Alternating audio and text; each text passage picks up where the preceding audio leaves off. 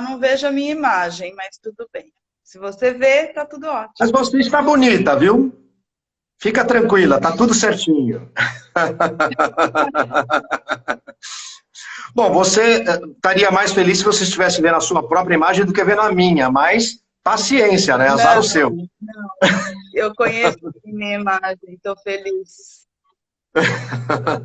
Tudo bem, Clau? Ah, tudo muito bem, e você, Álvaro? Muito bom. Obrigada pelo convite aí para essa hora do almoço. Oh, muito legal. Hoje o almoço vai ser vegano e orgânico. Vai ser diferente o cardápio. Tem um monte de gente Hora chegando do aqui, almoço Cláudio. para quem está assistindo, né? Porque a gente vai conversar aqui depois que eu vou fazer o meu. É um almoço ilusório, metafórico, sei lá o quê, né? Depois você vai fazer o seu e eu vou comer um congelado aqui, eu pedi um McDonald's, sei lá, um Big Mac. Não, não é, eu não sou tão trash assim, não sou tão trash assim, não poderia ser mais. Você sabe que essa coisa que eu não consegui ainda me tornar vegetariano, eu tenho mãe vegetariana há muito tempo, antes de ser moda, e eu tenho filho vegetariano, né? Meu filho completou agora essa semana 23 anos de idade. Eu não sei se você lembra dele, porque a gente, né? O pessoal da Eu ECA acho que eu todo lembro conhece. dele pequenininho. Exato, do Gabriel era loirinho e tal, né? Agora tá com 23 anos, é cineasta recém-formado e ele é vegetariano, vegetariano por uma questão ideológica, sabe? É bem De legal. proteção dos animais, é isso? Eu não sou Exatamente. vegetariana, eu sou reduceriana. Ah, entendi. Você ainda come uma carninha de vez em quando, assim. Na verdade, eu passei 30 e tantos anos sem comer carne vermelha, desde a época da faculdade, e aí a minha médica falou que a B12 estava baixa e que eu tinha duas opções na vida. Ou eu ia tomar uma pílula 3 vezes por semana, eu odeio, 3 vezes por dia, eu odeio tomar remédio, ou eu ia ter que comer carne uma vez por semana. Então, eu falei para ela que eu vou passar um ano, uma vez por semana eu como um pedaço de carne vermelha, não gosto muito, e aí depois a gente vai fazer exame e ver o que aconteceu. Uma pesquisa científica. É. Não, você sabe que isso aconteceu com a minha mãe também. Eu falei assim, simplificando, que ela é vegetariana há 30 anos, mas ela teve realmente deficiências aí de vitaminas no organismo, e minha mãe tem um monte de irmão médico. E ela foi lá para Natal, né, numas férias, tal, fez uma bateria de exames com toda a assessoria dos irmãos, inclusive um é endocrinologista, tal. E aí ele falou, olha, eu sei que você não gosta, mas você tem que comer uma proteínazinha animal. Tá, a tal da B12 que você falou, né? E aí hoje ela come, mas de uma forma reduzida também, e ela come carne branca, peixe e frango e tal, mas carne vermelha ela ainda resiste. Mas ela teve que Sim. flexibilizar mesmo. É. Mas assim, a minha dieta ela é baseada em plantas, né? Mas entram poucas. Eu como um pouco de laticínio, ovo, carne branca. Se misturar assim, carne branca, vermelha, toda, sei lá, dá 3 vezes por semana algum tipo de carne numa quantidade pequenininha eu como. Mas eu me preocupo muito com o bem-estar animal. Eu acho que há um excesso, em geral, de consumo de produtos de origem animal e há muita tortura de animais. Então, o máximo possível eu busco comprar, né, de fornecedores que tenham outro tratamento. Esses alimentos são mais caros, então eu fico muito ansiosa para que a gente volte a um sistema que valorize o pequeno produtor artesanal, porque esse cara cuida melhor dos bichos. Os bichos são meio a família, né? Ontem eu Claro. estava falando com a Marina, minha amiga que mora em Assis, que é agrônoma, e ela falou que foi visitar a casa de uma agricultora urbana, em que as galinhas, no fim da tarde, fazem fila para ganhar colo dela. Então, esse é o Olha que tipo de... legal. Mas aí, mas Além bom, de então ela não mata, né? São galinhas de estimação. eu não sei detalhes, preciso conversar mais com a Marina, mas não sei se são galinhas para ovos, o que acontece, mas E eu estudo esse assunto, né? Tem vários autores, principalmente Michael Pollan e tal, que escreve sobre isso.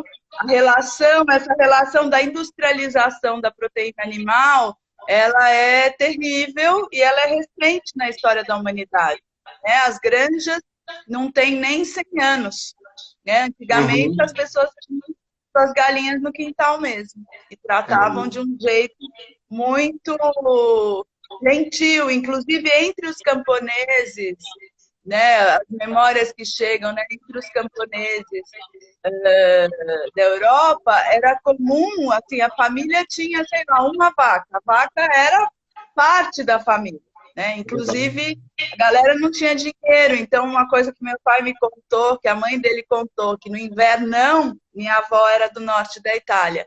As pessoas, elas moravam numa casinha muito pequenininha, a vaca, né, tinha uma em geral, ficava embaixo e no inverno as pessoas desciam para dormir com a vaca porque era mais quente. Então, é uma outra relação com os animais. Olha que delícia. Ó, Clau, a gente vai falar bastante, vai falar o tempo todo aqui das suas dietas comportamentais aí, as dietas da sua vida. Nossa, eu estou muito empolgado com esse nosso Bora Almoçar número 15. A sala já está cheia, então agora eu vou fazer aquela abertura e vou começar a minha lista aqui de perguntas para você, enfim, vou começar a guiar esse nosso bate-papo, tá bom? Pessoal, está começando o Bora Almoçar número 15. Hoje nós estamos recebendo aqui a minha amiga, desde os 17 anos de idade, ou seja, faz bem uns 10 anos que a gente é amigo, quase 20, vai, quase 20 anos que a gente é amigo, e jornalista, se formou comigo na ECA, e tem uma trajetória muito bonita que a gente vai contar aqui. Estamos direto dos estúdios da Vila Mariana, transmitindo online para a Pachamama toda, tá certo? Aqui com o nosso programa, o Grito de Gaia, vamos lá. Cláudia, você se autodenomina, né? Você, para quem não sabe ainda, mas acho que a maioria aqui que está na sala, a sala já está cheia, viu, Cláudia? A Cláudia, ela está política, ela está codeputada estadual, está ali na Assembleia Legislativa de São Paulo, com a bancada ativista, um mandato coletivo. Foi a primeira experiência de mandato coletivo no estado de São Paulo. Agora parece que está pegando moda aí, agora para vereança aqui, vai ter mais umas candidaturas coletivas aí. Mas você se autodenomina como uma ativista política, vamos lá, anarco, feminista, surrealista, mística. Explica pra gente. Eu explico. Eu sou filiada à Rede, ao partido, né? A Rede, eu sou muito feliz deles me aceitarem, mas, na verdade, eu sou eco-anarco-feminista, surrealista, mística. Vou te explicar por itens, né? Eco, porque eu sou ambientalista desde criancinha mesmo, e isso é uma coisa, assim, central na minha vida. Anarco, porque eu tenho muita simpatia pelo anarquismo. Felizmente, anarquista é anarquista, não precisa ter carteirinha, não tem sindicato, a gente se denomina anarquista e pronto. Eu não gosto de hierarquia, não gosto da divisão social do trabalho e, por mim, eu não gosto nem muito da democracia representativa. Por mim, o mundo seria um condomínio de comunidades autogeridas, né? Então, sou anarquista, assim, e me toca muito. Feminista é o que eu sou por enquanto, mas é o meu objetivo, porque o objetivo de todo ativista é não mais ser, né? Porque o dia que a gente não precisar de ativista de meio ambiente é porque os problemas estão resolvidos. Então, o que eu pretendo, o que eu acho que é possível conseguir me livrar o mais rápido possível, é de ser feminista. E aí a gente conta com a colaboração de todo mundo, principalmente dos homens, porque eu adoro os homens, acho os homens incríveis. Então, vamos ver se num futuro muito breve, gente, ninguém vai precisar ser feminista, né? Vamos ver se a gente consegue fazer com que não haja todo esse peso aí em cima das mulheres, né? Vamos ver se os homens assumem mais seu papel nos cuidados com a casa, com os filhos, se essa epidemia que existe desde que o patriarcado existe, de abusos sexuais, acabem. Vamos ver se a desvalorização da mulher no mercado de trabalho também acaba. Isso dá para a gente fazer rápido, aí não vou precisar mais ser feminista. Eco-anarco-feminista, surrealista. Surrealista é porque a realidade é tão complicada que eu acho que a gente vai precisar dar um salto, principalmente no meio ambiente, né?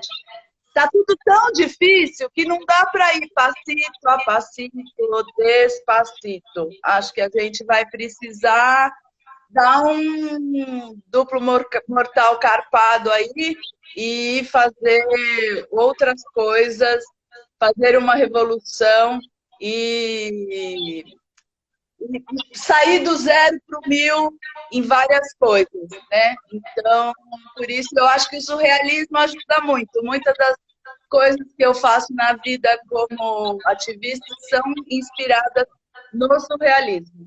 E mística, porque eu acredito que existe mais coisas entre o céu e a terra do que supõe a nossa vã filosofia. Então, eu acredito muito em fazer a minha parte, mas deixar que o universo também conspire a favor. É isso. Puxa, acho que podemos encerrar a entrevista, né? Já falou tanto.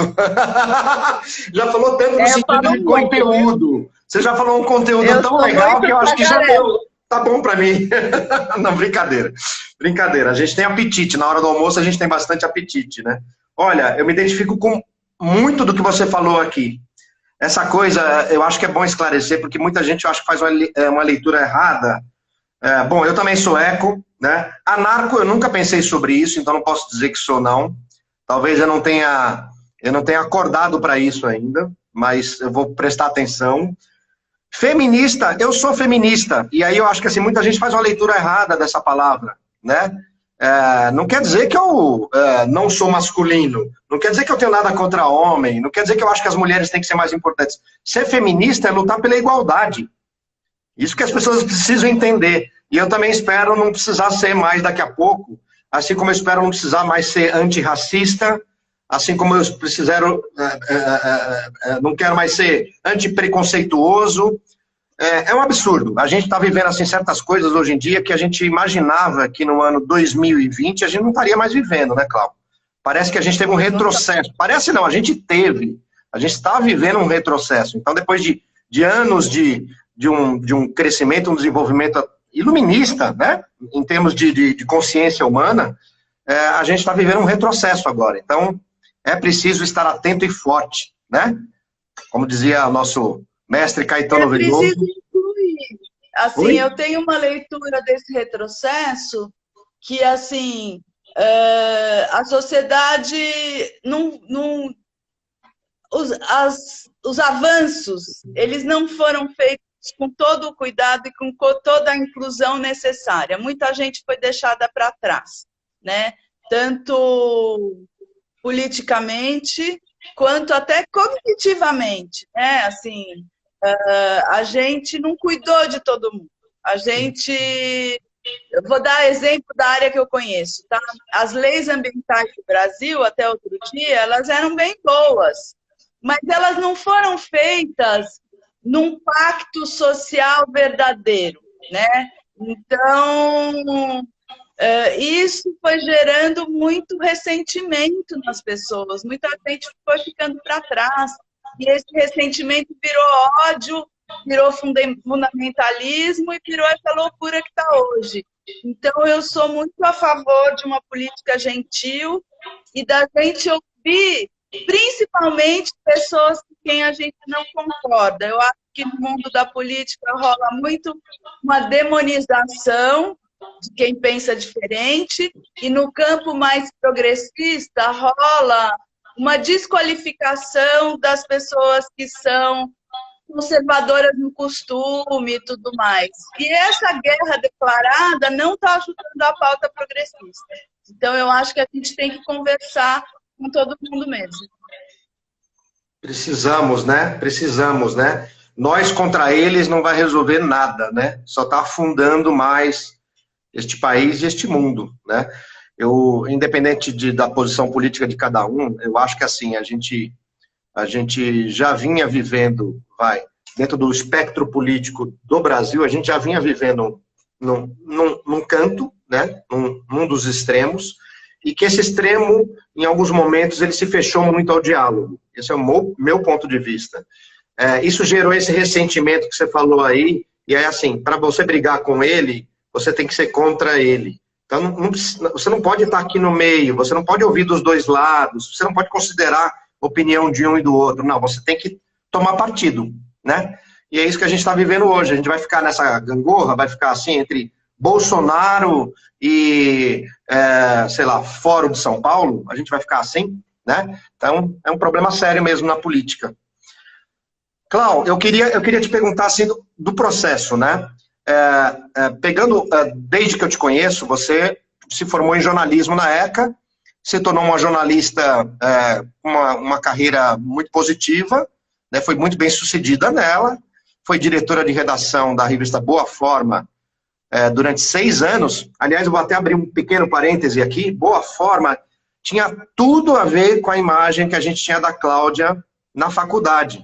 Porque a Cláudia e a Marcinha, a Márcia Almeida, né, nossa amiga também, elas andavam juntas o tempo todo, e elas eram assim, elas carregavam nas costas a ECA Atlética, que era a Associação Atlética da ECA. Imagina, ECA, Escola de Comunicações e Artes, nunca foi boa de esporte, né? A gente só apanhava nos Copa USP, Bicho USP e tal. Isso começou a mudar um pouco a partir dessa gestão aí e tal. A Cláudia era muito ativa, gostava muito de esporte, a Marcinha também, e aí elas estavam juntas nisso. E tinha um trabalho de esporte, mas tinha um trabalho de comunicação também. Na hora que ela foi trabalhar na Boa Forma e depois virou diretora de redação, falou, a Cláudia, ela se achou total, né? Ela está trabalhando com jornalismo ligado à atividade física, boa forma, qualidade de vida, quer dizer, tudo que ela passava para a gente desde os tempos da ECA, né? Mas aí, assim, você contou agora há pouco, falando do seu eco, né, da sua autodefinição, que você sempre foi ambientalista. E a pergunta que eu ia te fazer é, como é que foi esse ponto da virada? Porque, assim, eu penso, vou falar por mim. Eu lembro do Álvaro criança, eu sempre fui sensível com relação aos animais, sempre me dei muito bem com o animal, mesmo animal de estimação, um carinho especial. E os animais gostam, até hoje eu vejo, eu não tenho cachorro, mas tenho amigos que têm cachorro que me adoram. Eu chego lá e eles ficam loucos e tal. Tem uma coisa da energia que rola, porque eu acho que eu trato bem eles, eu trato de igual para igual, talvez seja isso. Eu tento entender, né? Mas eu tenho uma ligação com a natureza, tal, sempre gostei muito de natureza, sempre fui muito ligado ao contato com a natureza. Mas houve um momento mais recente, né, já na minha fase madura na vida, em que eu acordei para a necessidade de me dedicar a cuidar dela, né? Isso é uma coisa muito mais recente do que para você, pelo seu histórico, né, profissional e pessoal. Mas eu queria te perguntar se houve esse momento do acordar, esse momento em que você começou a abraçar o ativismo ambientalista. Como é que foi essa guinada na sua vida, se é que ela houve?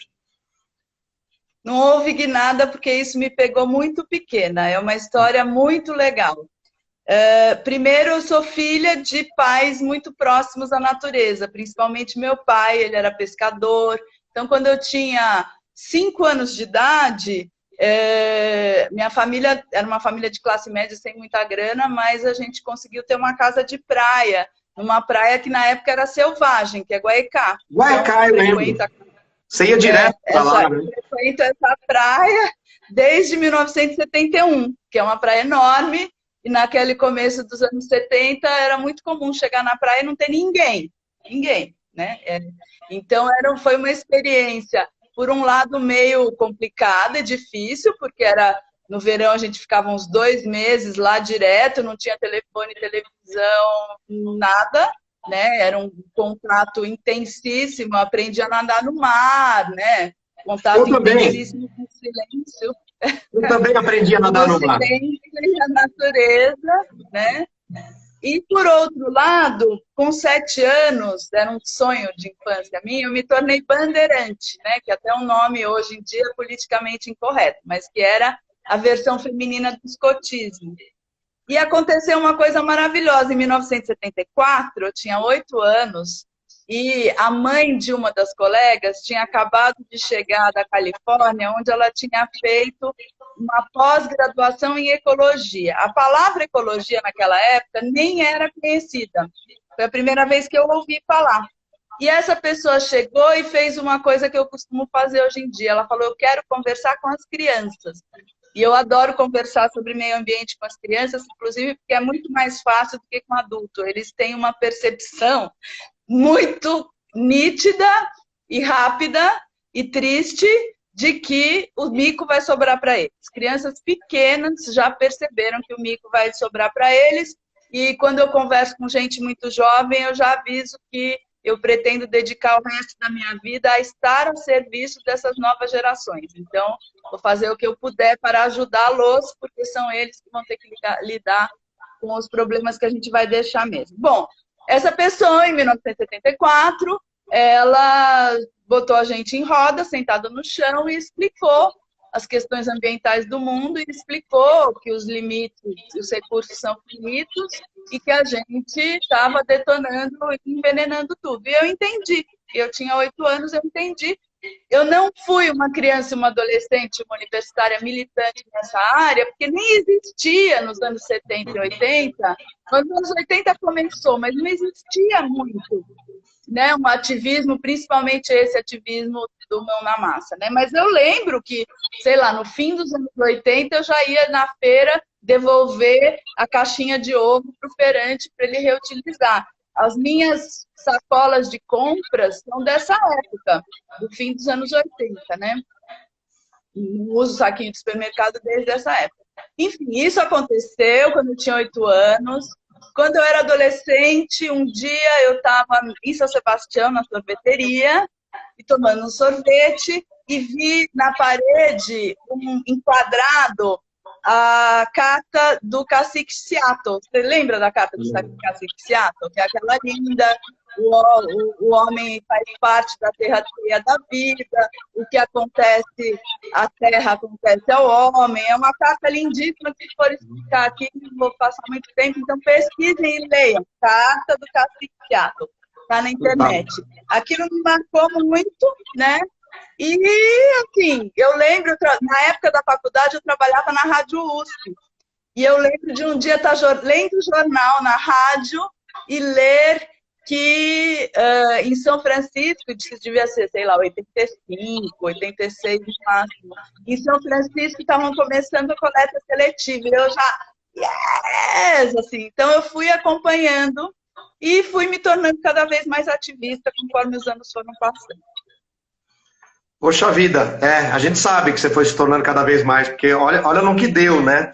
Você é um ativista, mas você até outro dia estava comentando com a gente, né? Você está política, está co-deputada, mas você é jornalista e sempre será jornalista. E, de fato, isso fica evidente conversando com você e lendo o que você escreve, enfim, em contato com você, porque você lida muito bem com as palavras. Por exemplo, eu acho que você tem frases muito contundentes. Eu até separei algumas aqui para a gente falar nesse nosso bate-papo. Porque são frases muito fortes, que incomodam, tal. E eu acho que é nesse sentido que a comunicação ela pode atuar, no sentido de fortalecer, né? De trabalhar em prol da sustentabilidade, do ambientalismo, tal, com impacto. Né? Então, você, por exemplo, você me falou uma frase que me chamou muita atenção, até porque me deu um desconforto grande, que você disse que no mundo do ambientalismo, você não consegue mais sensibilizar as pessoas com as palavras. Se você não arregaça as mangas, periga você entrar em depressão. Tem uma parte que eu entendo claramente aí, mas eu acho que as palavras, elas também são uma ferramenta importante aí. Eu queria te ouvir um pouco sobre isso. O que você pensa sobre isso? Eu sou e para sempre serei jornalista ambientalista, permacultora e agricultora. Eu estou política, né? Não sei até quando isso vai acontecer, porque eu entrei na política institucional a serviço dessas causas, e vamos ver para onde o universo nos leva, né? Aí vem o capítulo da mística. Um lado místico. E tem uma coisa, eu realmente, eu amo as palavras, e vivo disso, inclusive. Então, eu não tenho desprezo pelas palavras. Ao contrário, tudo que existe antes de existir foi pensamento, foi palavra. Então, palavra é muito importante na construção ou destruição de realidade. Eu tomo cuidado com o que eu falo e o que eu escrevo, né? Agora, especificamente no ambientalismo, as palavras, porque as palavras também elas são muito rápidas, né? E as ideias são muito rápidas, e a gente vive um mundo de inflação de ideias, em que as pessoas têm 1000 ideias e muita dificuldade de colocar essas ideias e transformar elas em realidade. E isso eu aprendi muito sendo agricultora, porque que é atrelar as ideias às ações, né? Porque no mundo da agricultura, você vira e fala assim, eu tenho uma ideia, eu vou plantar uma horta aqui. Você falou a ideia em 1/100 de segundo e você vai levar meses para conseguir implantar a horta, né? Então, é importante esse equilíbrio. Isso tem a ver com aquela conversa do retrocesso, né? As palavras, o retrocesso e tudo mais. O ambientalismo, a partir dos anos 70, lá, a partir da Conferência de Estocolmo, das ações da ONU, entrou numa fase que eu chamo ambientalismo conferencial, né? Teve a Eco 92, a Rio 92, que eu fui lá cobrir como jornalista, e pessoas muito inteligentes, inteligentes demais, começaram a escrever maravilhosos tratados e documentos e orientações sobre como as coisas deveriam ser. Isso tudo está escrito, está maravilhoso. E fazer 1 milhão de conferências. Só que isso foi conectado da realidade, né? Não se estendeu ali um degrauzinho para o resto da humanidade chegar no mesmo capítulo que a gente ambientalista estava. E aí os ambientalistas começaram a falar sozinhos. E isso é um problema. Outra coisa que não é problema dos ambientalistas, mas aconteceu, a gente veio trazer notícias muito desagradáveis, notícias de colapso que ninguém quer ouvir. E a humanidade é muito imediatista. E esses colapsos, então, na medida em que alguém fala, vai acabar a água do mundo, ou as mudanças climáticas vão inundar, até o ano 2100, o Rio de Janeiro vai estar debaixo d'água, as pessoas, primeiro, têm muito medo e uma reação de pânico, é uma reação de fugir, fingir que isso não está acontecendo. Mobiliza, e depois elas começam a trucar. As pessoas trucam a gente, até hoje. E aí elas elegem pessoas que trucam o ambientalismo abertamente. Né? Não estou falando que é culpa dos ambientalistas, é uma mistura de coisas horrorosas que aconteceram, mas os Estados Unidos elegeu o Trump com um discurso antiambientalista e o Brasil elegeu o Bolsonaro com um discurso antiambientalista. Isso, o discurso antiambientalista, ele tem eco em milhões de pessoas. Então, eu acho que a palavra é importante, mas ela tem que estar equilibrada com a ação e com o acolhimento. Muitas vezes o ambientalista se tornou aquele cara que se achava superior à humanidade. Isso é muito antipático. Isso foi muito pouco, como eu vou dizer, muito pouca compreensão. Surgiu um ambientalismo aí elitista, com muito pouca compreensão da dificuldade das pessoas no dia a dia. E essa ficha me caiu quando eu entrei no grupo da bancada ativista, que tem pessoas de outras causas, e a gente falar que a mudança climática é um drama urgente é uma coisa. Meus amigos que lidam com a luta antirracista e antigenocídio da juventude negra e periférica, eles lidam com o fato de que talvez hoje à noite tenha uma mãe que vai ter seu filho assassinado na frente de casa. E isso tem uma ordem de urgência que é outra. E que se os ambientalistas não conseguirem entender, acolher, ouvir, dar a mão, porque, na verdade, os problemas de base são os mesmos, a gente não vai conseguir avançar. Então, dentro do meu universo de bancada ativista, né, de mandato ativista, muitas vezes eu tenho que ficar quietinha mesmo e ouvir, acolher e dar preferência a alguém que está trazendo um drama que tem uma comunidade inteira que teve a sua favela essa noite incendiada criminalmente. Então, eu tenho que calar a boca nesse momento sobre mudança climática e ver o que a gente pode fazer para ajudar aquela comunidade. Certíssimo, Clau. É uma questão de eleger prioridades, né? E ir trabalhando com redução de danos onde é possível, aí nas questões que são menos urgentes, sei lá, dentre tantas urgências, né?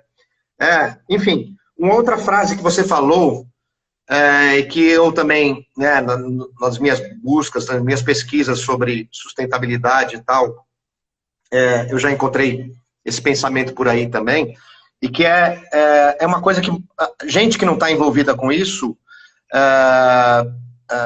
muitas vezes não se liga, né, nessa questão, que o lixo é uma invenção humana, é uma criação do ser humano, é uma excrescência, não existe lixo na natureza. O planeta não gera lixo, a natureza não gera lixo, quem inventou foi o homem. O que o homem pode fazer com essa criatura agora? Então, desinventar, tem um post meu que chama a desinvenção do lixo, né? Realmente é isso. A gente é um erro. Toda vez que surge um resíduo, né? E eu estou falando com você que é publicitário e tudo mais, o resíduo é o resultado de um processo que deu errado. Aquele produto foi mal desenhado. Aquele ciclo está mal desenhado. Não é para ter, né? Sim, então, eu vou dar um exemplo que até tem muito greenwashing em cima, né? Garrafa PET. Tira-se petróleo da natureza todos os dias para fazer garrafa PET. Diz por aí que a garrafa PET é uma coisa reciclável. Não é reciclável. Vidro é reciclável. Você pode pegar uma garrafa de vinho ou de sei lá o quê e derreter e transformar em outra garrafa e recolocar vinho. É melhor ainda até reenvasar, porque você é mais... uma garrafa PET, depois que você tomou o seu refrigerante, ela não vai voltar a ser garrafa PET. Aquele plástico, ele pode virar estofamento, pode virar manta drenante para jardim, que é uma coisa péssima, eu não uso, pode virar qualquer coisa. Isso é downcycling, né? Ela vai caindo na cadeia. E o fim disso aí é o aterro. Então, todos os dias, o mundo está fabricando milhões de garrafas PET e deixando essa conta para os nossos descendentes. Meus filhos, tadinhos, né? Ser filho de ambientalista é uma tristeza. Eu enchia muito eles quando eles traziam ou eles queriam um brinquedo de plástico. Eu tentava controlar, mas com os anos eu ia, ou quando apareciam com um objeto que eu achava absolutamente desnecessário, eu falava assim, nossa, você trouxe isso para casa e agora a gente vai deixar esse problema para os netos dos seus netos resolverem, né? Porque a gente não vai resolver. É um lixo que está no planeta. Então, a gente precisa rever todos os processos industriais para que não exista resíduo no final, que os materiais continuem circulando, né? Fechar o ciclo. E o processo biológico, ele já acontece, se a gente não atrapalhar. Só que a gente está atrapalhando. A gente está mandando matéria orgânica muito preciosa, o mundo está vivendo erosão de solo, a gente precisa de solo. O que a gente faz? A gente mistura a matéria orgânica com tudo aquilo que vai contaminar a matéria orgânica e leva para o lixão. Então, a gente não reaproveita e a gente envenena o solo dos nossos filhos e netos, porque já está se falando em mineração, em área de aterro, né? Os recursos vão vir de mineração disso aí. Agora, como descontaminar esse solo é bem complicado. Bem complicado, né? Ainda mais que tem agrotóxico também para contribuir aí, né? Quando não explode um prédio e uma meia Beirute, ele está envenenando a gente no dia a dia, né? Estamos comendo veneno todo dia. E aqui no Brasil tá uma farra, né? Nós somos os campeões mundiais de veneno per capita. Então, aí tem uma outra característica da humanidade, que é uma presunção, né, da humanidade recente, porque aí entra o mística de novo. Todas as tradições, né, espirituais, elas têm uma reverência, né, pelo sagrado da humanidade. E a humanidade civilizada achou que tinha vencido essa etapa, que a gente tinha dominado a natureza, que nós somos os bacanas. Nós somos os sagrados, né, Cláudio? Nós somos os sagrados, né? Sim, porque nós fazemos parte da natureza. Mas agora vem uma sacralização do homem como o dono do mundo, né? Isso aqui é nosso. Sim. A gente faz o que quiser com isso. Isso tem que nos servir. Sim. Não nós servimos a ele. A gente tem acho que é não sei qual livro que fala a humanidade, né? Não gosto de falar do homem. A humanidade se autocoroou como a governante do universo, né? Assim, não perguntou para ninguém, e agora vem um vírus desse tamanhinho, assim, invisível, tem uma célula só, para colocar a gente no nosso lugarzinho. Falar assim, queridos, vocês acham que vocês estão arrasando, né? Mas perdi o fio da meada. Que era a pergunta? A gente estava falando do lixo, né? O que a gente pode fazer com essa criatura. Do agrotóxico. O agrotóxico explosivo, vamos explicar em poucas palavras, né? Tem 150 anos que um químico alemão descobriu como extrair o nitrogênio, né? Que virou matéria-prima para explosivo e para adubo químico. Por quê? O nitrogênio ele é retirado da atmosfera pelas plantas. Aí a gente passou, principalmente feijão, algumas leguminosas e tal, tem uma capacidade de captação e de fixação de nitrogênio no solo enorme. E aí a gente passou a desprezar esse processo que os seres vivos fazem e querer pegar um atalho, né? Então a gente tem uma agricultura explosiva e envenenadora. É isso. Simples, né? Tá tudo bem, né, para você. Vamos ficar assim que tá confortável, né, gente? É difícil você, na comunicação, você não causar o medo, a angústia, né, o desespero, quando a gente está tratando desses assuntos, né, Cláudio? Mas esse é o desafio. A gente tem que pegar uma outra abordagem, né? A gente conversava um dia desses aí, né? Tem dois jeitos de impactar as pessoas, né? Pelo medo ou pelo amor. E a gente tem que escolher essa segunda opção, né? Tem que ser uma coisa tem que ser um barato, né? Ser ambientalista, cuidar do planeta, cuidar da vida, cuidar da nossa perpetuação, tem que ser gostoso, tem que ser um barato, tem que ser divertido. As crianças têm que aprender a curtir isso, né? Eu acho que esse o desafio, esse é o grande desafio que temos pela frente. Aí eu volto lá no comentário que eu esqueci de fazer, né, da depressão. Realmente, quem lida com questões ambientais tem uma chance muito grande de deprimir. Só que tem um antídoto para isso, que é circula para aí, né, a receita para mudar o mundo, que é fazer o que você pode com o que você tem na mão hoje. Então, assim, todo dia, o que eu posso fazer hoje, né? E tá todo mundo em transição, às vezes as pessoas falam, ai, você que é sustentável. Gente, eu não sou sustentável, eu moro em São Paulo, eu tenho carro, né? Então, o que eu tento fazer é ser uma pessoa regeneradora, né? Regenerar ecossistemas, os que estão ao meu alcance. Isso significa, muitas vezes, plantar flores para que as abelhas tenham que comer e para manter a espécie viva, né? E faz parte disso regenerar relações sociais, né? Então, no começo, Álvaro, você estava falando de antirracismo, né? Eu comentei o feminismo. Isso é essencial. Para mim, isso é muito central, inclusive para que as questões ambientais avancem. Todos nós precisamos fazer desse planeta um lugar mais justo para todo mundo. Cláudio, eu acho... essas coisas, elas não são indissociáveis, né? Tá tudo junto. Você pensar no próximo você pensar no planeta, você pensar nos animais, você ter mais empatia, você ser mais sensível, enfim, isso tudo está junto, é um pacote, né? Não se separa. Né? Eu não conheço um ambientalista que seja racista, não acho possível isso. Né? Eu não conheço uma pessoa que quer preservação dos animais e da natureza e que bate na mulher, estupra a mulher.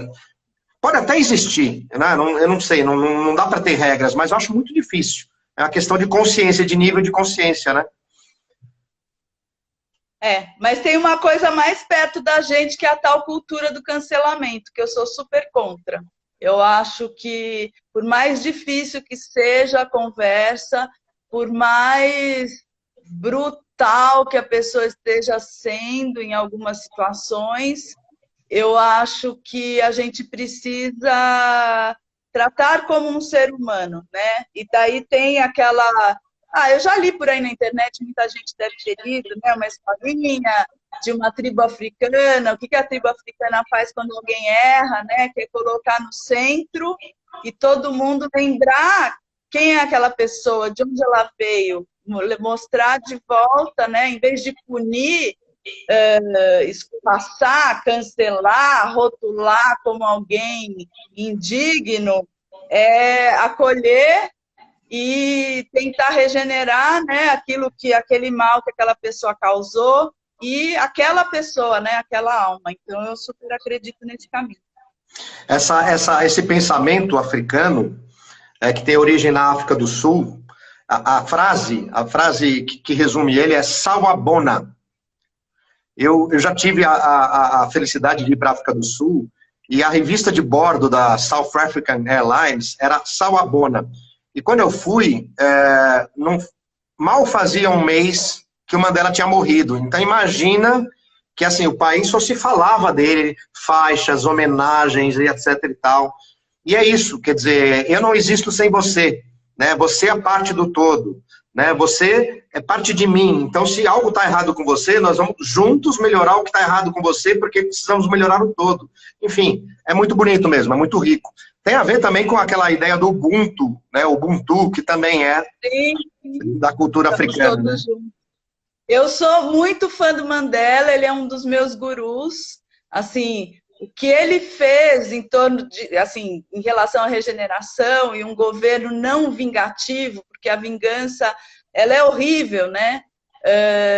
E eu estava vendo, acho que um dos filmes dele, ou algum artigo, não lembro, que mencionava que quando ele estava na prisão, preso super injustamente, ele foi estudar literatura africana para entender o ponto de vista daquelas pessoas que eram os algozes dele, né? Depois tem aquele filme famoso que ele ficou amigo do carcereiro, quer dizer, é uma pessoa incrível, né? Imensa, né? Imensa. São pessoas assim, ele, Gandhi, são pessoas que estão naquele nível ali, né? Que a gente, sei lá, a gente sonha em chegar um dia. Quem sabe daqui a 3 encarnações, né? Gandhi, ele tem duas coisas que o Gandhi falava que para mim são, assim, muito norteadoras. Uma seja a mudança que você quer no mundo, isso para mim é um mantra.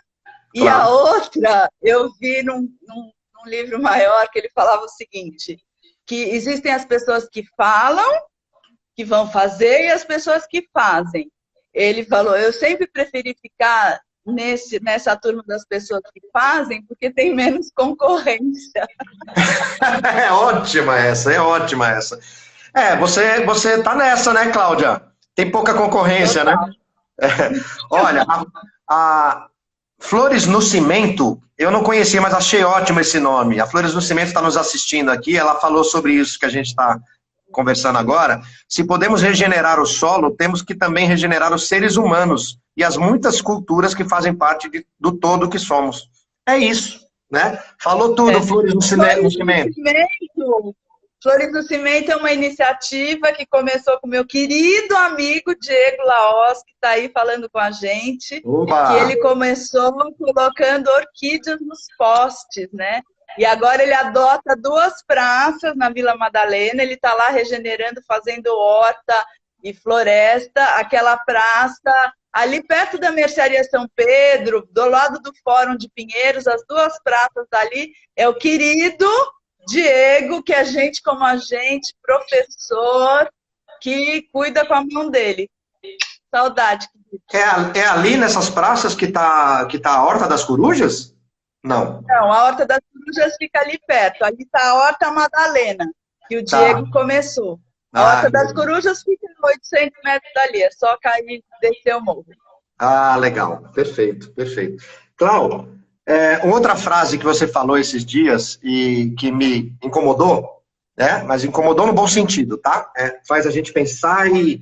Mas essa incomodou porque a cultura da reciclagem é uma bandeira tão levantada pelas empresas e pelas pessoas que, digamos que já acordaram para o problema e estão querendo trabalhar a questão da sustentabilidade. Então se fala tanto economia circular, vamos reciclar é o que importa, etc e tal, tanto se fala disso. E aí você falou outro dia que toda reciclagem, em geral, é um engodo. Tem um pouco a ver com isso que você falou agora há pouco, que o plástico PET não se recicla, é isso? Sim. Um pouquinho. Olha, adorei essa pergunta, porque agora eu vou ser bem antipática, gente, mas eu vou tentar ser antipática com um sorriso para vocês não irem embora. Eu acho reciclagem um engodão. Em reciclagem, porque, primeiro, vamos falar da Política Nacional de Resíduos Sólidos. Esses mesmos setores que dizem que estão querendo se aproximar da sustentabilidade fizeram com que a Política Nacional de Resíduos Sólidos ficasse rodando no Congresso 19 anos. 19 anos, tá? Segunda coisa, a Política Nacional de Resíduos Sólidos, ela prioriza a não geração de lixo, a redução do lixo, a reutilização do lixo. E a quarta coisa é reciclagem. Só que isso foi trabalhado pelo marketing na cabeça das pessoas. Conseguiu-se, usando esses cérebros aí todos, fazer com que a população, em geral, associe meio ambiente com reciclagem. Então, qualquer conversa, roda de conversa que você vai ter com as pessoas sobre questões ambientais, as pessoas começam assim, porque eu separo o meu lixo para reciclar. E eu, nessas horas, tento ser super simpática, às vezes eu não consigo mesmo. Assim, é um pouco melhor, eu separo também meu lixo para reciclar já há muitas décadas, é um pouco melhor do que mandar para aterro. Mas não é... A maioria vai para aterro mesmo, né? Inclusive, tem matérias aí, podem pesquisar isso. Muitas coisas não são recicláveis, quase tudo é reciclável, mas não compensa financeiramente. A gente de classe média acha que o movimento, que os catadores de lixo vivem do dinheiro que eles ganham vendendo os materiais. O dinheiro que eles ganham é ínfimo, porque a indústria prefere a matéria-prima virgem, né? Aquilo não tem valor comercial. Muitas iniciativas de reciclagem, elas são mantidas para ser um greenwashing. Por quê? Isso atrasa a consciência das pessoas. Se a pessoa acha que ela está fazendo a parte dela no meio ambiente reciclando, ela não vai mudar seus hábitos, porque na imaginação dela, né, e ela não vai fazer esse questionamento que eu faço. Se sobrou resíduo, é porque o design de todo o sistema está errado. E isso combina com a praticidade, né, que é outra palavra que eu não gosto, que as pessoas depois ficam... Todo mundo... Eu não consigo assistir série, porque série... Fico assim, mas como as pessoas têm tempo de maratonar uma série? Eu tenho que cozinhar, plantar, compostar, costurar, arrumar minha casa, né? Então, assim, tem um monte de gente com muito tempo sobrando que fica maratonando série e não tem tempo de, sei lá, fazer a compostagem ou cozinhar a própria comida, compra comida processada ou pede comida que vem cheia de embalagem descartável, porque isso é mais fácil. Então, assim, eu espero que os catadores, que é um movimento incrível. Para mim, o papel dos catadores no mundo é o de ressignificação de objetos, que eles se tornem artistas mesmo, né, para reaproveitar materiais que não sejam porcaria, né, porque tudo nosso, sei lá, você vai comprar um fone de ouvido, a tecnologia é boa, mas se pega a pior matéria-prima possível para baratear aquilo, para aquilo quebrar, para você comprar outro. Meu sonho é ter um fone de ouvido que dure 50 anos, né? E que um dia, quando ele quebre, aquilo é feito de um metal ótimo, ou de um mineral ótimo, que aquilo possa virar uma casa, uma parede, uma obra de arte, sei lá eu o quê. Então, o meu convite a todo mundo que está nos ouvindo é que preste atenção para não se deixar levar pelo engodo da reciclagem. Eu já citei, né, a garrafa PET, existem inúmeras coisas que não voltam a ser o que elas eram. Então, elas vão degradando e vai tudo para o aterro mesmo. Tem que até tomar um pouco de fôlego, porque, gente, vamos acordar. Vamos acordar e começar a trabalhar, arregaçar as mangas, né? E começar a fazer, né, Cláudia? Olha, plástico, você já falou aqui pra gente que o plástico não tem salvação, então, né? Não, o plástico não tem salvação e tem uma coisa pior, tá? Bom, primeira coisa, o que a pessoa pode fazer? Eu vou adorar quando eu chegar numa roda assim dessas, de vamos conversar sobre sustentabilidade, a pessoa fala assim, eu faço compostagem, né? Com a compostagem a gente retira 50% do resíduo. Então, todo mundo, por favor, faça. Aí as pessoas falam assim, mas eu moro em apartamento, então eu não posso fazer compostagem. Os minhocários foram criados na Austrália para quem mora em apartamento. Eles são menores do que uma cadeira, né? E eles podem ficar embaixo, muitas vezes, de uma mesa. Então, assim, eu não sou muito paciente com essa desculpa do que está surgindo a compostagem comunitária por aí, aqui na minha região tem. O plástico. O plástico tem uns probleminhas, além dele encher os aterros. Porque o plástico não pode compostar, né? Já não é orgânico, não pode compostar. Então, o que a gente faz com ele? A gente tem que eliminar o plástico? Atualmente, a gente está fazendo muita coisa com ele. Nós estamos comendo, bebendo e respirando plástico. Tem um monte de gente que está estudando isso aí. O plástico, hoje em dia, quem come peixe não necessariamente está comendo plástico, né? Não é só no peixe, você está respirando plástico. Porque o que acontece?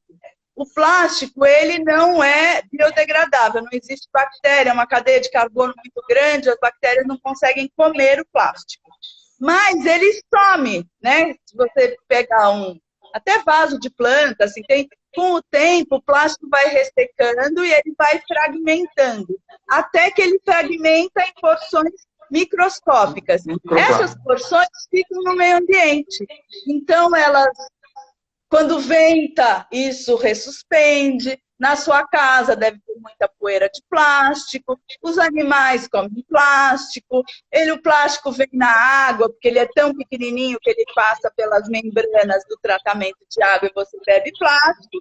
E a ciência agora está começando a estudar o que acontece. Né? Eu vi nesses dias uma matéria falando de que já estão detectando plásticos incrustados nos órgãos das pessoas, né? Então, a gente está se plastificando. O que é para fazer? É para projetar o fim do plástico, né? Não vai ser de hoje para amanhã, mas começar pelo fim do plástico descartável, né? A gente tem que se reorganizar. Até 100 anos atrás, a sociedade existia sem plástico, né? Não tão prática, mas é essa escolha, né, de Fausto. Nós vamos continuar tendo uma vida prática e respirando, comendo, bebendo plástico, ou a gente vai eliminar o plástico. Tem essas duas opções. Plástico e outros produtos, obsolescência programada, né? Você falava aí do celular, né, que dura pouco, do produto que você tem que comprar, ele tem que estragar logo para você comprar outro, em outras palavras, né? Ou seja, Cláudia, capitalismo faz mal à saúde, ou faz mal ao planeta, faz mal à humanidade?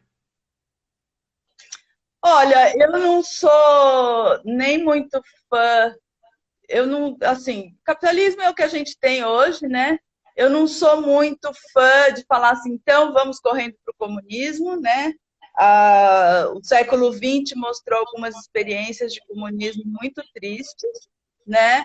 Eu sou anarquista, eu acredito na soberania das comunidades. Então, assim, eu não gosto, falei, né? Não gosto da divisão social do trabalho, não gosto da mais-valia, gosto muito do trabalho do artesão, da gente voltar a trabalhar com as mãos, não gosto das grandes corporações, então a minha utopia tem a ver com a descentralização. Eu sou permacultora, né? E nós, permacultores, não gostamos muito de grandes sistemas centralizados. Um dos meus livros de cabeceira, em português tem um nome meio bobo, que é O Negócio é Ser Pequeno, é o Small is Beautiful, que foi escrito pelo Schumacher, que era um alemão que nos anos 30 emigrou para Londres. Ele tem uma história super bonita. Eu falo muito, viu, Álvaro? Você pode me interromper. Não, mas nós queremos ouvir você falar muito. E o Schumacher é inspiração para a criação daquela escola Schumacher, né? Sim, ele é a inspiração. O Satish Kumar criou aquela escola de inspiração dele. O livro chama Small is Beautiful, em inglês, não sei se tem, em português chama O Negócio é Ser Pequeno. Ele foi escrito nos anos 70, é maravilhoso, é muita inspiração para mim. E a história do Schumacher é o seguinte, primeiro ele era um alemão, economista, que vivia na Alemanha nos anos 30, e antes da coisa lá ficar muito ruim, ele percebeu que o negócio do racismo, do totalitarismo, estava indo para um lugar que ele não queria, e ele se mandou rapidinho, mudou para a Inglaterra. Chegou na Inglaterra, ele foi trabalhar com aquele economista famoso chamado Keynes, não sei. E aí ele recebeu uma missão do governo da Inglaterra, que era ir para a Birmânia, que se não me engano é o atual Butão, porque o governo inglês falava assim, vamos dar uma força lá para aquele pessoal, coitadinho, eles são pobres, eles não têm indústria, eles não têm desenvolvimento econômico, que gente coitada, atrasada. Só um segundo, o reloginho aqui, ele começa a colocar uma contagem regressiva. Então, só para você não ser cortada, de repente, faltam 15 segundos para cair a nossa primeira hora de live no Instagram, tá bom?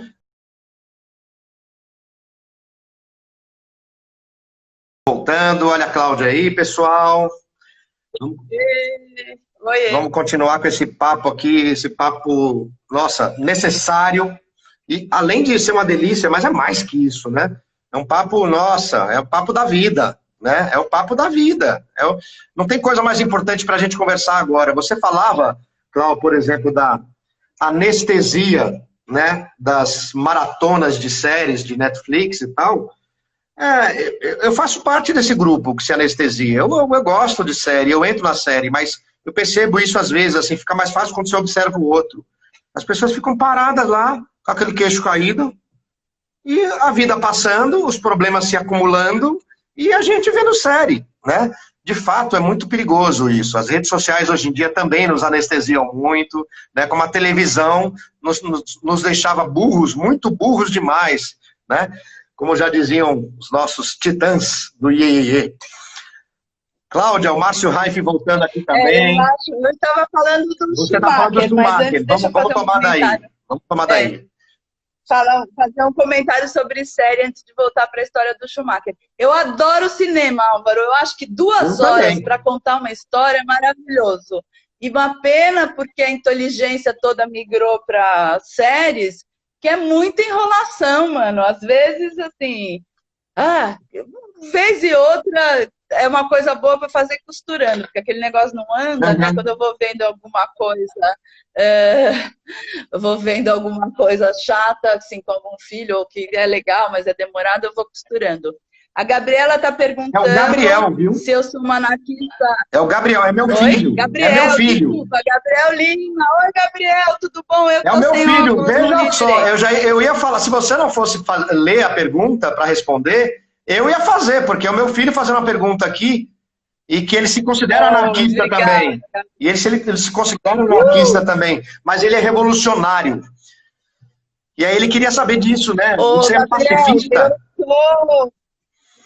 eu sou anarquista pacifista, mas eu acredito na revolução gentil, que eu acho muitíssimo revolucionário ir para uma praça, né? Aliás, você está muito convidado aí na Horta das Corujas, que fica na Praça das Corujas, é 800 metros quadrados de uma utopia. Lá dentro não existe dinheiro, não existe hierarquia, não existe... E é um espaço de autogestão.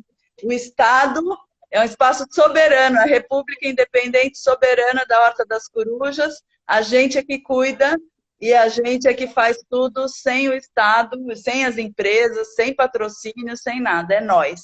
Então, eu acredito que a revolução... Como é que funciona? Outro dia o Lucas, meu amigo, falou assim, citou uma pessoa que falou assim, uma revolução onde eu não possa dançar não é a minha revolução. E tem uma outra frase muito boa, que é permacultura é a revolução disfarçada de jardinagem. Então, eu sou super revolucionário, mas do amor. O Schumacher, vamos voltar para o Schumacher. Adorei. Schumacher. Grandes frases. Gabriel está convidadíssimo mesmo. Mas só o Gabriel, eu não estou convidado, pô? Você também. Tá. Todo mundo. Me fala uma coisa, então. Então, já que eu fui convidado, tem dia e hora ideal para ir lá? Como é que é? Tem um encontro semanal em algum momento? Tá.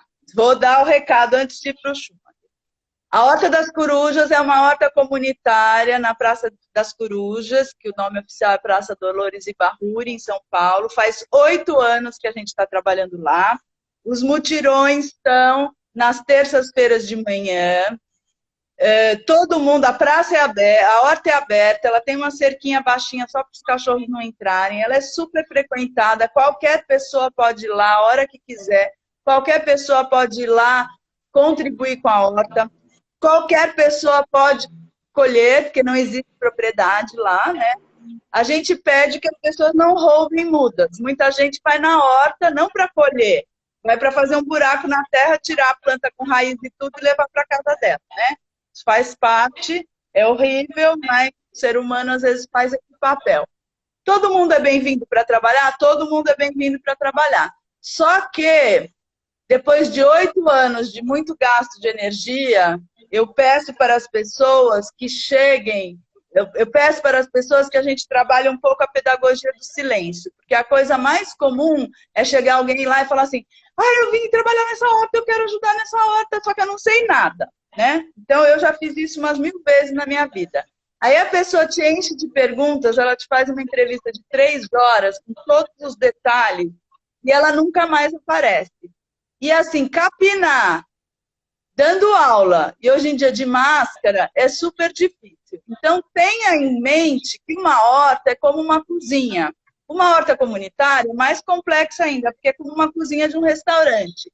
Então, quando você entra numa horta e fala assim, oi, eu vim ajudar, é assim, oi, eu vim aqui dentro da cozinha do restaurante ajudar a fazer o almoço, só que eu nunca cozinhei, não sei onde estão os ingredientes, e vou pedir para você explicar cada receita. Essa pessoa não está ajudando, né? Então, tenha paciência. Quer ajudar? Vai uma vez, observa, vai outra vez, observa, vai mais 3 vezes, observa. Aí você começa a regar, uma hora você começa a entender a dinâmica daquele lugar e aí você consegue ajudar mesmo. Então, é isso, recado dado. Se você chegar na horta e eu tiver um pouco antipática, é que o trabalho lá é pesado. E fazer trabalho pesado é carregar peso, é mexer com machado, com facão, é esfalfar-se. E fazer isso de máscara e conversando é meio difícil. Então, às vezes... Então, o negócio é chegar lá e olhar, observar e ver, e vendo naturalmente onde que você pode ser útil. Deixa que eu carrego esse saco aqui, tem que carregar esse saco imenso para lá, deixa comigo. E é isso, né? Chegar com esse espírito colaborativo. Num primeiro momento, sem ansiedade de trabalhar, porque contemplar aquele espaço já é uma coisa que é já é uma educação ambiental na prática, né? Porque é um espaço dentro da cidade que tem 5 nascentes de água limpa, que tem uma configuração que é muito diferente dos jardins que a gente conhece por aí, Então, já está acontecendo um processo quando você vai lá contemplar. Pode ir lá meditar, desenhar, tocar harpa, contemplar, ouvir música, fazer o que você quiser, está bem-vindo. E, aos poucos, se você quiser mesmo ajudar a gente, venha. As mutirões são na terça de manhã, das 9h30 às 11h30. Eu, em geral, não consigo chegar no horário, mas tem gente que é mais matinal. 9h30 às 11h30, às terças-feiras. Nos outros dias, se a pessoa for lá, por exemplo, no sábado, ela só vai ver a horta lá, etc e tal. Tá. Mas o mutirão, trabalhar a terra, é na terça. Legal. Sim. Legal. Ou você já é uma pessoa que entende de agricultura, você vai chegar lá, você já sabe o que fazer, você já tem a muda, você já tem a ferramenta. Só não plante árvore, por favor. A horta está muito sombreada. A gente não pode ter mais árvores. Tem que plantar hortaliça, tá? Coisas comestíveis. Também, se você tiver um monte de planta ornamental na sua casa que você não gosta mais, por favor, tente não mandar para a horta, porque é uma horta. A gente dá prioridade para as plantas comestíveis, né? E plantas nativas e tudo mais, melíferas. Então, tem muitas espécies que não têm muito valor ambiental para agregar. Perfeito, Cláudia. Perfeito. Aí, deixa eu contar a história do Schumacher. Vai lá, vamos ao Schumacher. Schumacher, economista alemão, mudou para a Inglaterra, virou assistente do Keynes e recebeu a incumbência de ir para a Birmânia ensinar capitalismo para aquela sociedade coitada de gente atrasada e ignorante. Quando ele chegou lá, ele encontrou uma sociedade onde não existia pobreza, onde não existia fome, onde não existia exploração, onde todo mundo, que é o atual Butão, né? Onde todo mundo era feliz.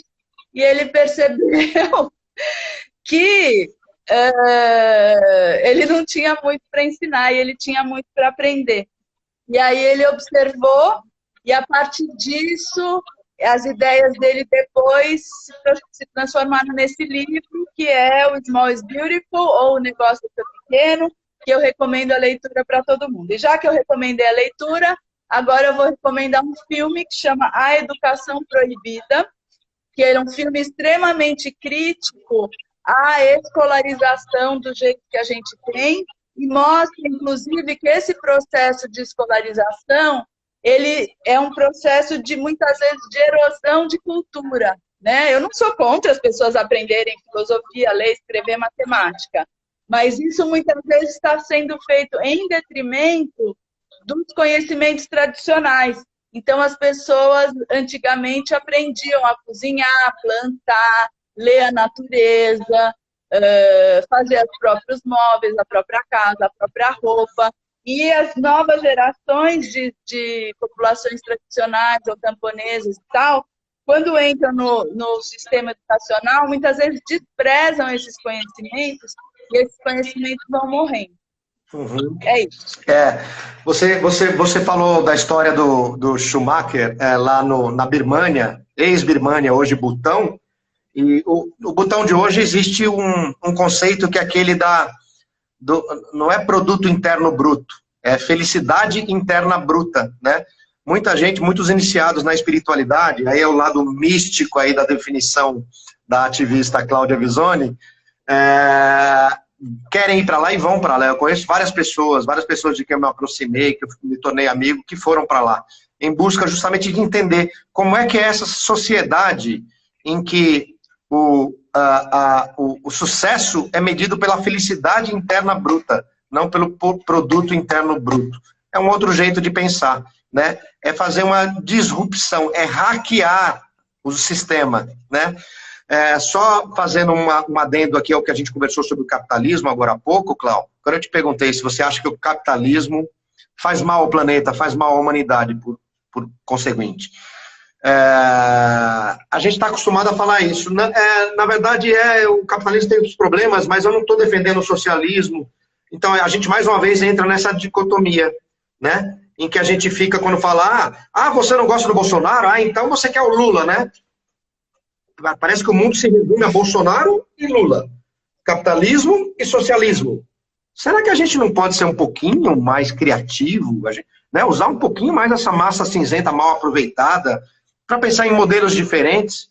Dentro do capitalismo mesmo, hoje em dia, existem vários movimentos. O Raj Sisodia criou o capitalismo consciente, né? Se fala em capitalismo 3.0, etc. e tal, porque os próprios capitalistas já descobriram que o capitalismo do jeito que a gente conhece até aqui não dá.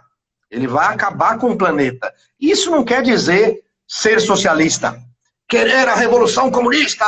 Vamos lá, vamos voltar, Karl Marx, não sei o quê, vamos colocar o Stalin na presidência do Brasil. Não é isso, gente. Não existem só dois jeitos de enxergar o mundo, A ou B. Isso é muito limitante, né? É essa consideração que eu queria fazer sobre isso. Não sei o que a gente vai descobrir, mas talvez a humanidade esteja sendo desafiada, sim, a descobrir um outro jeito, um outro sistema para se viver. Porque nenhum dos dois, pelo menos até onde eu sei, até onde alcança a minha santa ignorância, funcionou. O capitalismo não está funcionando, ele vai nos matar desse jeito. A gente vai criar como capitalismo light, não sei que nome é que a gente vai dar, mas é uma outra coisa que tem que ser criada, não é, Cláudio? Gabriel, seu filho já está dando resposta. É isso, Gabriel, para isso que temos o anarquismo. Isso. Eu estou fugindo dessa conversa mesmo. Eu estou fugindo dessa conversa mesmo pelo exato motivo que você colocou. Se eu falar assim, eu sou contra o capitalismo, aí um monte de gente... Eu não sou contra nada, gente. Eu aprendi com a Marcia Hanzi, que é uma permacultora maravilhosa, a colocar a minha energia em ser a favor. Aquilo que eu sou contra, eu simplesmente não invisto a minha energia. Eu não invisto a minha energia em derrubar nada. Eu invisto a minha energia em construir aquilo que eu acredito, né? Porque como uma cobra que está mudando de pele, né? Então, enquanto o mundo está em ruínas, e a imagem que eu tenho é que esse sistema todo está todo em ruínas, né? É como o sistema é um negócio enorme, mas é um bloco de concreto enorme, todo cheio de rachadura. Então, a imagem que eu uso é de plantar uma semente de amor em cada rachadura do sistema. Que parece uma coisa fofa, e mas quem lida com planta sabe como raiz de planta é boa para destruir as coisas, entendeu? Você põe lá uma sementinha, um composto, e vai cuidar da sua vida, que aquilo lá vai ser corroído. Então, eu sou hacker também desse rolê. Também sou surrealista, no sentido de não me ligar muito na lógica de que todo mundo junto vai fazer uma transição. A realidade é quântica, está acontecendo tudo ao mesmo tempo. E eu busco usar tanto o capitalismo como o colonialismo para destruir a si mesmo. Então, eu encaro cada real que eu tenho no meu bolso como um investimento. E eu busco investir só nos processos que eu acho benéficos. Então, eu evito grandes cadeias de supermercado, eu não compro produto de limpeza, eu não compro cosmético, eu busco comprar coisas de artesãos, eu abasteço a minha casa no Instituto Chão, que é comércio justo, aproveito para fazer uma propaganda, porque nesse sábado, atenção, povo do Butantã, a gente vai abrir o galpão agroecológico na Avenida Otacílio Tomanique 926. Estaremos lá das 10 da manhã às 5 da tarde. Esse galpão parte de uma iniciativa que chama Anticorpos Agroecológicos, da qual eu faço parte, e a gente já doou mais de 7 toneladas de alimentos e já doamos, esqueci quanto dinheiro, mas é bastantão, para agricultores assentados, pequenos agricultores agroecológicos. Então, é um negócio social. Eu vejo que cada real que a gente tem no bolso é uma arma ou uma ferramenta. E eu busco cada centavinho, esses processos que eu acho que são exploradores com os outros seres humanos e com o meio ambiente, eu procuro não investir. Nem sempre eu consigo, tá? Mas o máximo que eu posso, eu tenho. É isso, Cláudio. Essa revolução construtiva e não destrutiva começa em cada um. Então, esse é o primeiro passo da consciência. não é ficar, não é votar na Marina. Também é bom votar na Marina, também é participar politicamente, também é pensar no que está consumindo, mas é nos seus pequenos gestos no dia a dia. Se você vai comprar uma roupa no shopping, porque é a nova moda e não sei o quê, porque você gosta de andar bonito e bem vestido e não sei o quê, você está precisando dessa roupa? Cabe no teu armário já está lotado, tem um monte de roupa boa, de qualidade nova. Mais roupa agride o planeta. Celular novo a cada ano agride o planeta. Andar de carro toda hora, quando você pode fazer uma outra opção, agride o planeta. Você queima combustível fóssil. Ou seja, é cada uma dessas pequenas escolhas que você... Ir no mercado e não levar a sua sacola própria para não ter que voltar com saquinho plástico, agride o planeta. Então é isso. É prestar atenção em tudo e fazendo pouquinho a cada vez, né, dentro do que é possível para você, tá ao seu alcance. Não é, Cláudio? Eu queria aproveitar e te perguntar aqui, já te jogar mais um outro assunto, que é tema de seu absoluto domínio. Você é pioneira aqui em São Paulo, talvez, quiçá até no Brasil, em agricultura urbana. Você falou aqui da Horta das Corujas. Eu lembro que andando de bicicleta na Paulista, fechada ao trânsito, nos finais de semana, várias vezes eu te vi lá na Horta dos Ciclistas, né? Fica lá no comecinho da Paulista. Você, desculpa, é cofundadora dos Hortelões Urbanos, né? Um grupo no Facebook que tem, eu vi ontem, 82 mil pessoas participando. Enfim, como diz a Si Monteiro, é muita inspiração nessa conversa mesmo, Si. É isso que a gente está bebendo aqui da fonte com a Cláudia. E você também é uma promotora da permacultura. Permacultura é cultura permanente, né? Ela pega um pouco a lógica do funcionamento do planeta, da ecologia, não é? Que é aquela coisa, não é que você pega aquela excrescência, né, que é gerar resíduo, lixo, né, que não existe na natureza. Não, a permacultura é uma cultura permanente. E a Cláudia é especialista nisso. Dá uma aulinha pra gente aí, vai, de agricultura urbana e permacultura.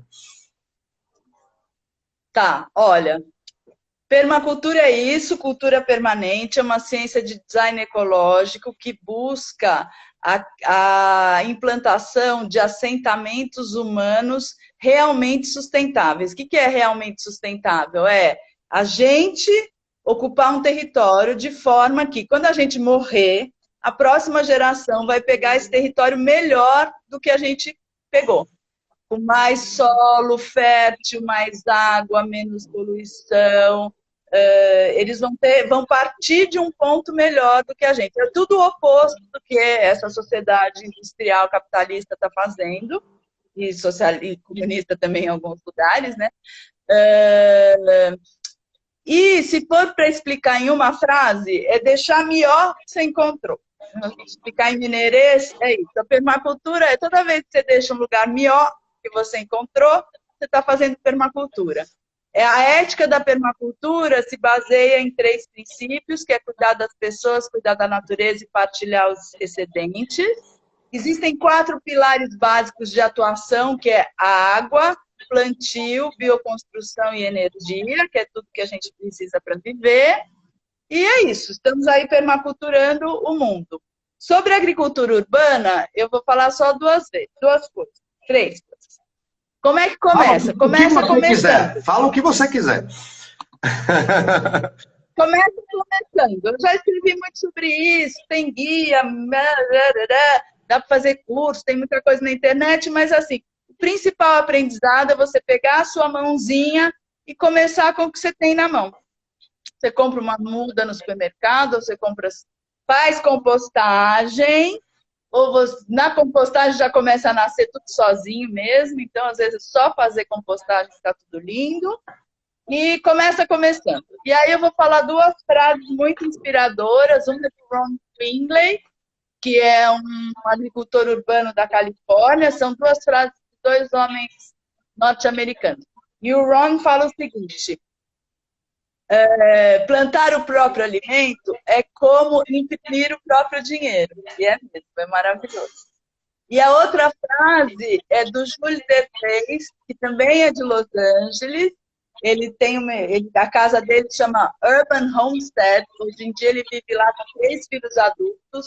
É um terreno de 400 metros quadrados, que eles plantam 75% do que eles comem, eles vendem na feira, eles abastecem restaurante, agricultura intensivíssima, maravilhosa. E ele fala assim, plantar comida é uma atividade muito perigosa. Você corre o risco de se tornar livre. Olha que lindo! Plantar, fazer, né? Ou seja, é isso, né? A gente não precisa viver naqueles... eu me vejo meio nisso, meio a visão do meio de produção, dos meios de produção capitalistas, né? Em que cada um... O sistema de produção. Então, cada um aperta um parafuso. Você está num quadrado, né? Você não pode... Ou seja, você compra a comida já pronta no supermercado, congela, vai pegando pedacinhos, você não pega o todo, né? Você não constrói uma refeição, né? Desde o primeiro passo, né? Desde da água que você joga na planta, né? Muito legal, muito lindo isso. Muito libertador mesmo. Um grande aprendizado, viu, Cláudio? Por falar em aprendizado, Cláudio, conta um pouquinho pra gente de como é que está sendo.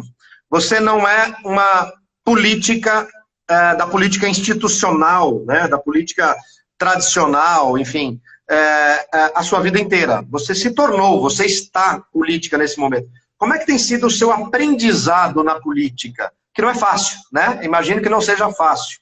O que você quer contar disso, assim? Entre PL e emendas parlamentares, etc e tal, o que você tem aprendido e como você tem conseguido atuar na política? Olha, eu me sinto hacker, né? E anarquista acima de tudo, viu, Gabriel? Assim, eu tô lá muito mais para aprender, e uma das funções da nossa mandata, né? Eu faço parte da mandata ativista, que é um mandato coletivo na Assembleia Legislativa de São Paulo. Nós éramos 9, nós nos elegemos como 9 deputados. Uma mudou para Londres, que é a Anne, outros 3 agora são pré-candidatos, então estamos em 5 no mandato, no momento, e tem sido um intenso aprendizado, e, bom, isso dá conversa para uma outra live gigantesca, mas o que eu tenho percebido é que 2 coisas principais. Primeiro, é que não é que a gente está inventando moda, a política de verdade é uma atividade coletiva, né? Mesmo quando uma pessoa se candidata e fala, eu sou bonzão, eu vou resolver todos os problemas do mundo, aquilo é uma construção de um grupo, né? E esse grupo, quando chega ao poder e a pessoa se elege, acontece uma assimetria de poder. Então, aquela pessoa que pôs o nome na urna é a única que os eleitores conhecem. A política sempre dá treta, então um dos meus grandes aprendizados nessa experiência é tretar sem romper, é tretar e continuar buscando um caminho, mas nos mandatos tradicionais muitas vezes dá briga e de repente aquela pessoa que está com poder fala, então agora eu vou mandar todo mundo embora e vou contratar outras pessoas, e aí começam aqueles mandatos Frankenstein, assim, né, que já aconteceram muito. Como eu me sinto sobre Boulos e Erundina? Acho bons candidatos. Ainda não decidi em quem eu vou votar, tá, Gabriel? Eu sou da rede e vou ver mais para frente. Mas eu já decidi em quem eu vou votar como vereadora, que é a Raquel Marques, minha colega de mandato.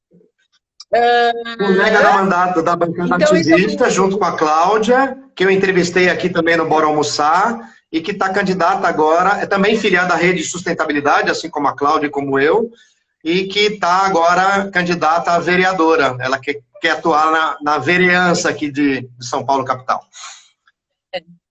Outra coisa que eu aprendi é que um mandato isolado de legislador não influi muito na realidade, né? A gente está ali numa posição minoritária. Mas a gente começa a aprender esse jogo da política e talvez uma das principais funções do nosso mandato é inspirar outras pessoas a ocuparem a política. E isso está acontecendo porque vem aí um monte de candidatura coletiva. Terceira coisa que eu aprendi é que a gente tem a imagem de que um ativista sozinho, ele é pequenininho, uma formiguinha, não pode nada, e o político é aquela pessoa que tem muitos poderes. E cada dia mais eu percebo que nós, as formiguinhas, temos muita possibilidade de impactar a realidade, e os políticos não podem isso tudo. Então, é isso. É isso, né? Uma formiguinha chamada Greta Thunberg, né? Ela tá sacudindo o planeta. É assim, gente. É possível, sim, e comece a fazer a sua parte, né? Deixe de esperar, de perguntar, de ficar com medo, de assistir tanta maratona no Netflix e comece a fazer a sua parte. Cláudia, que papo delicioso. Olha, são 1h25 agora. Eu não sei como é que você está de tempo aí, né? Eu tenho mais alguma coisa. Eu preciso, na verdade, estou com fome. Eu preciso fazer o almoço. Perfeito. Não, perfeito. Então, deixa eu te fazer duas perguntas mais, pode ser? A gente tentar responder de forma mais objetiva. Uma delas é o seguinte. A gente sabe da gravidade do problema que é o desmatamento, né? E as queimadas na Amazônia, no Pantanal, enfim, a gente está acompanhando isso. No começo do ano, foi assunto o tempo todo na mídia, né? A devastação da Austrália, né? Com aquela queimada imensa, etc. e tal. Então, isso tudo nos preocupa muito. No âmbito da sua atuação hoje, que é o estado de São Paulo, né? Eu queria saber como é que está e o que está sendo feito, como é que é o momento da preservação versus o desmatamento da Mata Atlântica no estado de São Paulo. Então, o estado de São Paulo já destruiu quase tudo, né? Mas é o estado que tem as maiores reservas de Mata Atlântica do mundo, tá? Perto, assim, no estado de São Paulo, a gente tem muita terra degradada. Eu, antes da pandemia, estava viajando muito pelo estado. Esse estado é enorme, tem muito pasto degradado, tem muita monocultura de cana, e eu vou vendo todo aquele solo e falando assim, a gente vai ter que regenerar isso tudo. Então, no momento atual, a principal ameaça tem aí um projeto de lei enorme da reforma administrativa, do Dória e tudo mais, que prevê a extinção do Fundo Florestal e do ITESP, que é o Instituto de Terras de São Paulo. Eu não quero entrar no fla-flu da privatização e estatização, tá? Porque se eu falar, sou contra toda e qualquer privatização, que não é verdade, e também não quero entrar no... sou a favor da estatização completa, não é isso. Acho que a gente precisa analisar e ter critério para as coisas, mas esse pacotão aí do Dória, ele está muito amplo, muito pouco discutido, e ele sequer explica como é que as nossas unidades de conservação, que são super importantes, vão ficar se extinguir o Instituto Florestal, né? Então, é isso. Todo mundo, acho que é um momento importante de apoiar o ITESP, o Instituto Florestal. Com isso, eu não estou dizendo que sejam órgãos perfeitos, eu não estou dizendo que as estruturas estejam ótimas, né? Existe, sim, muita falta de vontade política de fazer esse negócio funcionar direito. Existe, sim, muitas vezes, servidores públicos acomodados. Então, a gente precisa rever as coisas, mas rever com critério. Mas é isso. A tristeza é que existem porções do Brasil que ainda não foram destruídas e agora estão em um processo acelerado, né? Está todo mundo acompanhando.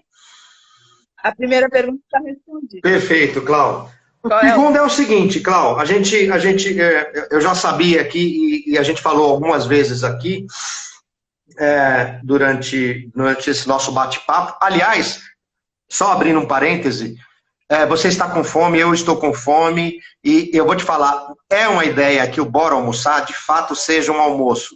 Só está faltando, né, essa produção aqui ganhar mais corpo, tá?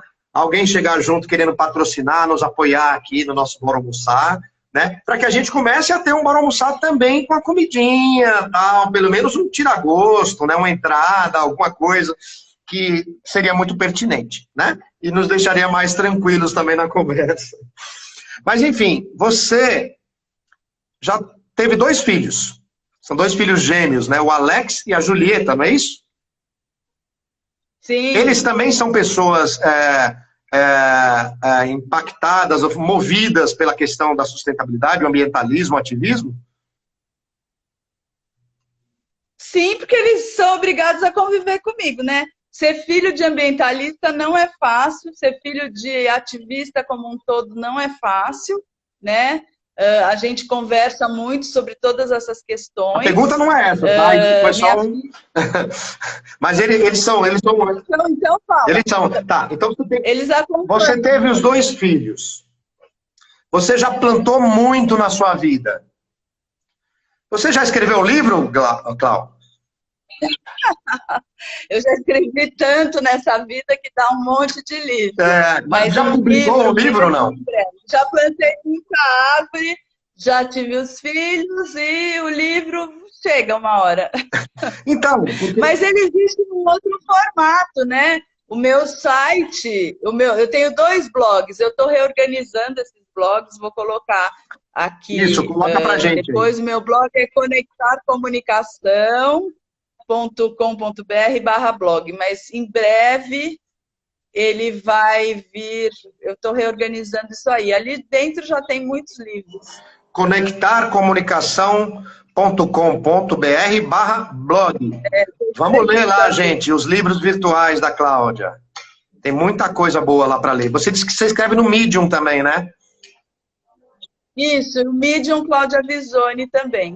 Medium. Em breve isso tudo vai ser juntado. E tem o meu canal no YouTube também. Em breve isso tudo vai estar numa plataforma só. Mas faremos em breve. Era legal organizar isso, hein, Cláudia? Se precisar de ajuda para organizar isso, conta com os amigos da comunicação. Eu estou com a minha querida amiga Mirinha, tá nesse trampo aí comigo. Ah, que legal, que legal. O teu YouTube é Cláudia Visoni? É, Cláudia Visoni. Tá, e no Medium tá medium.com/Cláudia Visoni também. Cláudia Visoni, exatamente. Pronto, gente, vamos ler mais, saber mais sobre o trabalho, o pensamento da Cláudia, essa super convidada. Cláudia, muito obrigado, querida. Adorei, aprendo muito com você. Eu que adorei. Aprendo muito, não é puxação de saco, é de verdade, esse assunto é muito importante para mim. E eu acho que muita gente aqui se sentiu como eu estou me sentindo também. Uma aula, um presente. Olha, eu fico à disposição, tá? Às vezes, se a pessoa não é minha amiga no Facebook, cai naquela conta lá no Messenger, que é difícil achar, mas aí comenta num post meu. No Instagram também, às vezes, eu esqueço de abrir o inbox, mas eu abro. E estou à disposição, só por favor, não me manda link de coisa, porque eu não tenho tempo de ficar lendo link, mas se precisar de me ajuda em alguma coisa, é só chamar. É isso aí, Cláudia. Obrigadão, querida. Muita gente agradecendo aqui também. A Thaís, o Mauro, o Ivan, a Regininha Thompson. Lembra da Regininha Thompson? O Mauro Ivan estava aqui também.